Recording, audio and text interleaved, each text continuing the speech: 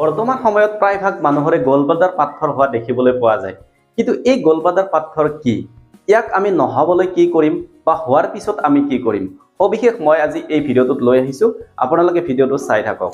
Gallbladder হৈছে আমাৰ লিভাৰৰ গাতে লাগি থকা এটা সৰু অংগ, য'ত লিভাৰে সৃষ্টি কৰা এনজাইমসমূহ জমা হৈ থাকে। কিন্তু এই গলব্লাডাৰত পাথৰ কিয় হয়? যে গলব্লাডাৰত মূলতঃ দুটা কাৰণত পাথৰ হয়।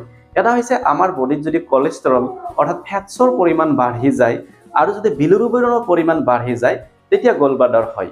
কিয়নো এই ফেটছ আৰু বিলিৰুবিন গলব্লাডাৰত জমা হয় আৰু লাহে লাহে টান হৈ সেই পাথৰলৈকে পৰিণত হয়। গলব্লাডাৰ পাথৰৰ মূল লক্ষণসমূহ হৈছে আমাৰ পেটটো ওপৰ চাইডে বিষাব, হজম কমকৈ হ'ব, বমি বমি ভাৱ লাগিব আৰু কিবা অলপমান খালে পেটটো ভৰি থাকিব। এইখিনি হৈছে প্ৰধান লক্ষণ।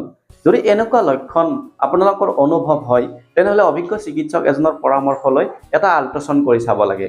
যদি আল্ট্ৰাছাউণ্ড ৰিপৰ্ট মতে পাথৰটো সৰু হৈ থাকে আৰু ঢিলা হৈ থাকে তেতিয়াহ'লে কিছু ঘৰুৱা ৰিমেডিজ ব্যৱহাৰ কৰি আৰু মেডিচিন ব্যৱহাৰ কৰি ইয়াক ঠিক কৰিব পাৰি।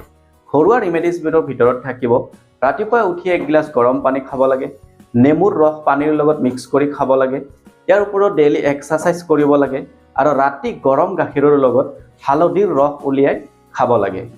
মেডিচিনৰ ভিতৰত আছে ভিটামিন ই কেপচুল আৰু আৰ্চডিঅক্সিকলিক এচিড, আৰু এই দুবিধ মেডিচিন ডক্তৰৰ পৰামৰ্শ লৈ ব্যৱহাৰ কৰিব লাগে। দ্বিতীয়তে, যদি আল্ট্ৰাছাউণ্ড ৰিপৰ্ট মতে গলব্লাডাৰ পাথৰটো ডাঙৰ হয় আৰু টান হয় তেনেহ'লে এই ঘৰুৱা ৰিমেডিজ আৰু মেডিচিনে কাম নকৰিব।